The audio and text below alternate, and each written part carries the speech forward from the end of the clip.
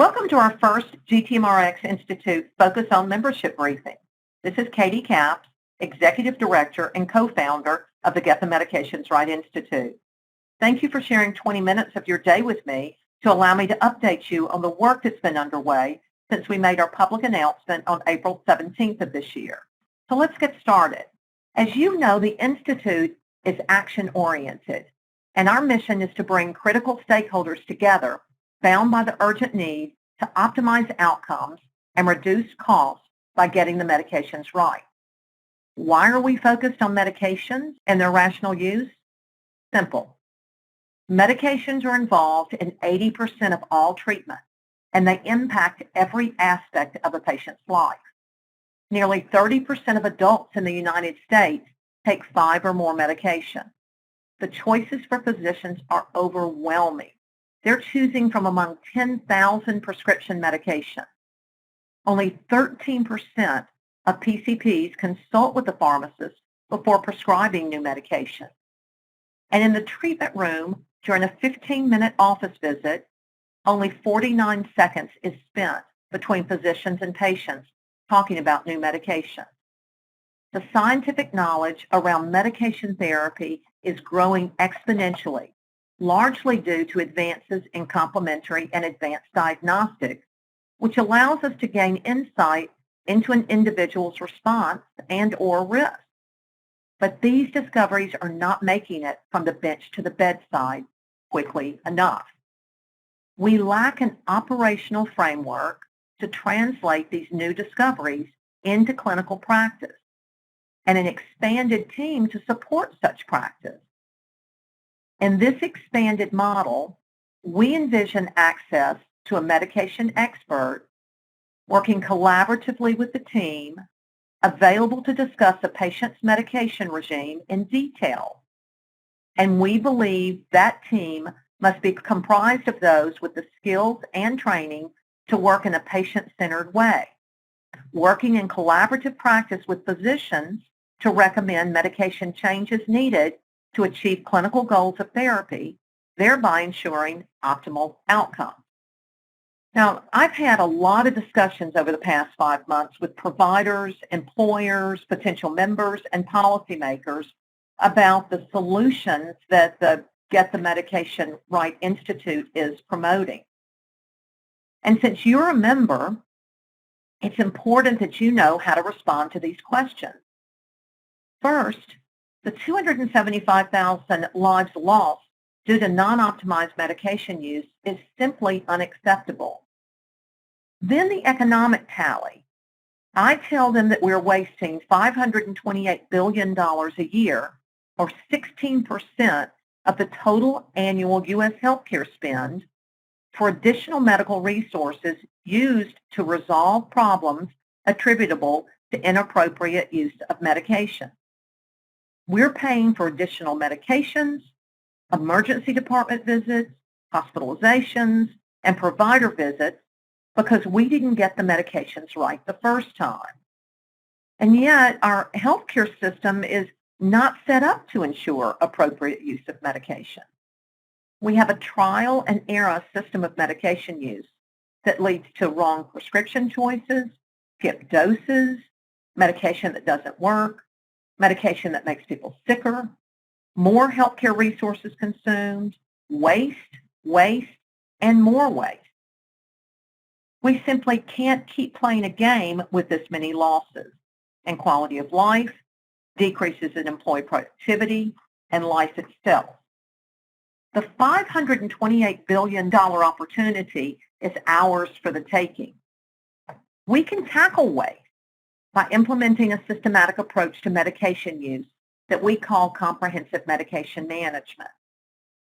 This team-based comprehensive approach will become even more important as new companion and complementary diagnostics, such as pharmacogenomic panel testing, enter the clinical mainstream.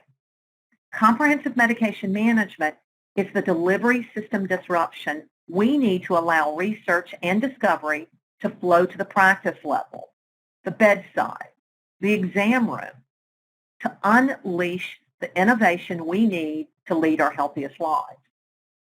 So if you're a physician, a pharmacist, an employer, a consumer advocacy group, a health system, a payer, or a solution provider, it's important for you to know as a member of the Institute that the systematic approach is foundational to our solution for getting the medications right. This team-based, comprehensive approach will become even more important as we move forward.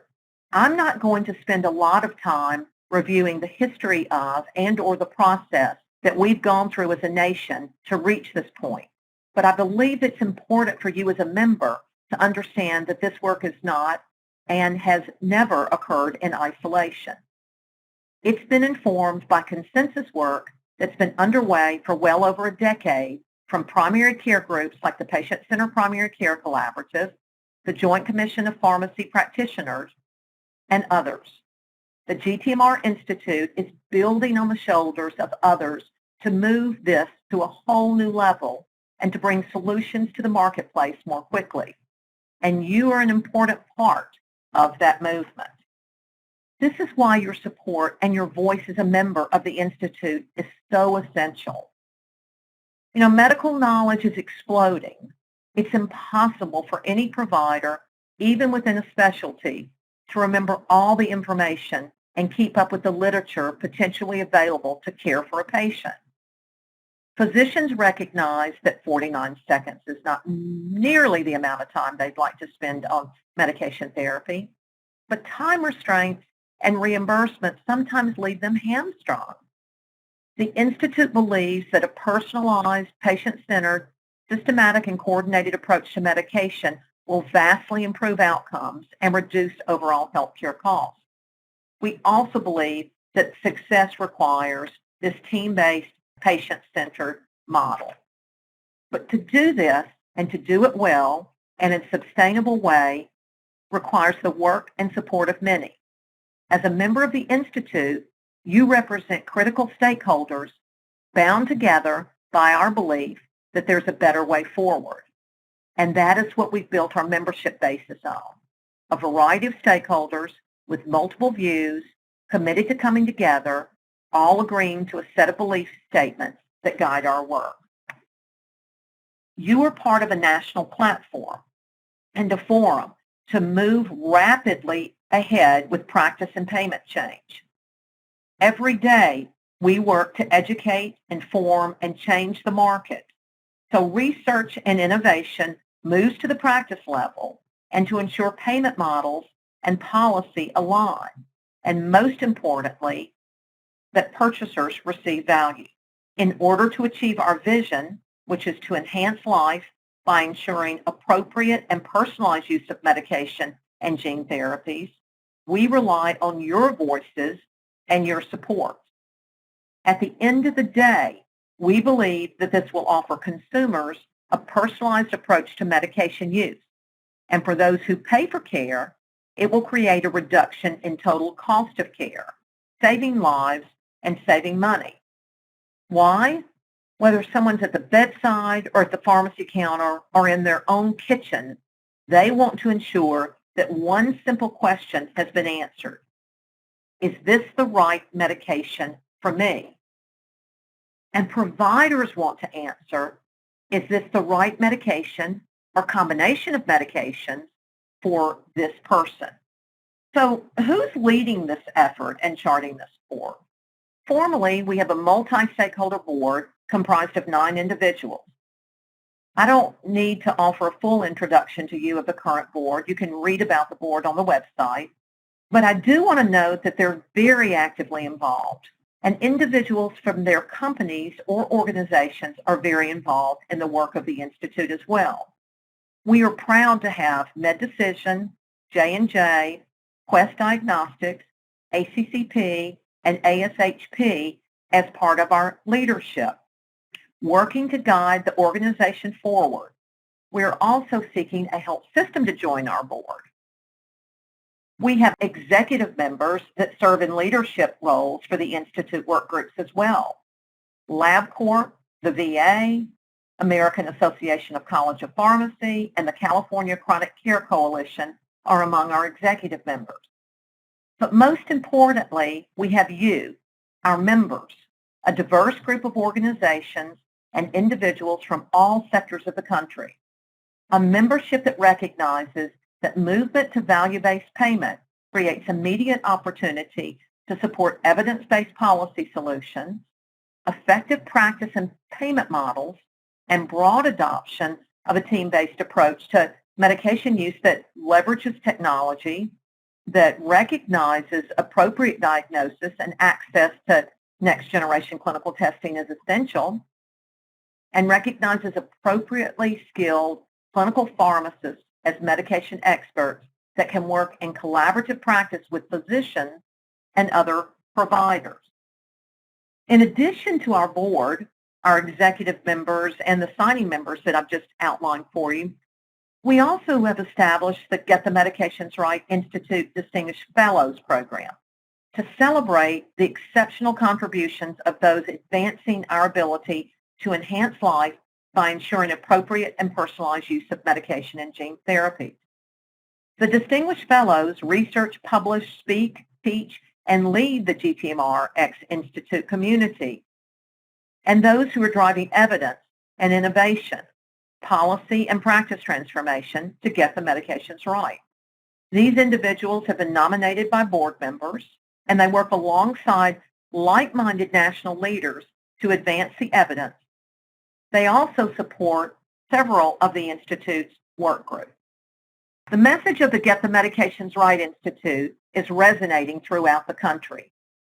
Since our announcement, we've grown to over 500 members across the United States, with international members in Australia, Brazil, Canada, Egypt, and Saudi Arabia. We're 500 strong, and we are growing every day. All of you, as part of our 500 members strong, have convened around our foundational belief statement, and I encourage you to use our materials and tap into our experts to help you advocate for use of a systematic approach to medication use. Our belief statements guide the work of our work groups. They inform all of our outreach efforts, but it is through you and your companies that we will truly make a difference. Over the past 5 months, we've established an operational framework to support an aggressive agenda. We're currently working hard to finalize our work group priorities. As the work group leaders, made up of board companies and executive member companies, meet every other week to focus on their initial recommendations and priorities for 2020. We're tapping into members from academia and professional organizations, as that's where the future leaders of healthcare and the future healthcare workforce will come from. We're briefing and engaging with public and private payers.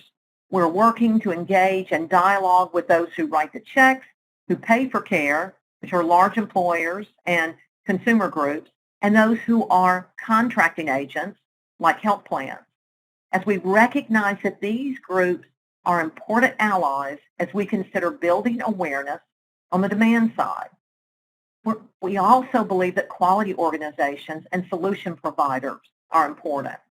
In order to move toward purchasing for value, there should always be a counterbalance of assurance of quality. Quality organizations have both the opportunity and, we believe, the experience to bring to the system metrics that will ensure value and outcome measures that will allow those who pay for care the reassurance that they've received value. All of you, as part of our 500 members strong, have convened around our foundational belief statement. This is how we will move forward to advocate for use of a systematic approach to medication. These belief statements guide the work and development of the workgroup charters, and they inform all of our work, to include our outreach and educational efforts. So at this time, let me share with you a few ways that we're working to make these things real. There's a lot going on through the Institute. You know, on April 17th, right after we announced, we launched the Get the Medications Right Learning Network. It was designed to bring awareness to research and evidence and innovation, and to begin dialogue around important topics. Topics worthy of discussion, topics like use of health information technology and AI to support practice as well as advances in diagnostics. And we're going to continue to showcase expert practices and real-world evidence. The webinar series that we launched on April 30th has been established to offer monthly topic discussions, and they're followed by issue briefs designed to continue the dialogue around topics of interest, such as the terrific team-based comprehensive medication management work being done today through the VA, and the work being done through the Teachers Retirement System of Kentucky, which blends pharmacogenomics testing with pharmaceutical care. In addition to that, showcasing evidence by speaking to authors of studies, such as the recent study identifying the 275,000 lives lost and the $528 billion of waste. The Institute has been making the rounds at meetings in addition to the learning series that we've launched. And the purpose of this is to inform large national employers, provider groups, and health plans about the work of the Institute. We will continue to get involved in events that matter in order to spread the word about our work and the importance of appropriate use of medications and gene therapy. If you've not done so already, please check out our website, as you'll find updates on a weekly basis. You should also subscribe to our weekly news brief. It'll keep you abreast of changes in the marketplace that impact payment, practice, and innovation. July, August, and September have been spent refining the charters of our 4 initial work groups, which I will explain later. Board sponsors for each of the 4 work groups spent July considering the initial charge, the focus of the work group, and drafting leadership to support the work group. August and September were spent with board and executive member company leadership establishing initial priorities that will guide their work throughout the remainder of 2019 in preparation for our February 2020 Executive Roundtable and our first GTMRX public event. Next month, during the GTMRX Focus on Communications update, I'll give all of our members an update on the current status of the work groups as they look to bring on members interested in serving and supporting our work. So now let me tell you a little bit about the work groups of the Institute and their initial focus. To begin with, we formed 4 GTMRX Institute work groups. The Practice and Care Delivery Transformation Work Group has been established to provide guidance and recommendations that will enable broad practice adoption of a systematic approach to medication use, which, as I've mentioned before, is CMM, throughout the continuum of care. The work group will also strive to ensure a patient can engage and confidently be assured that the medications or combinations thereof are in fact optimized to meet their unique needs, genetic, personal, social, cultural, within an aligned and constantly learning healthcare delivery system. The second work group is the Payment and Policy Solutions work group. And this work group will offer specific stakeholder guidance and an advocacy platform for the Institute with strategies for health plans and employers, providers, and consumer groups, together with specific recommendations for overcoming payment and policy barriers that would inhibit a broad adoption of a systematic approach to appropriate medication use and access across the healthcare continuum. The third work group of the Institute is the HIT and AI work group to support optimized medication use.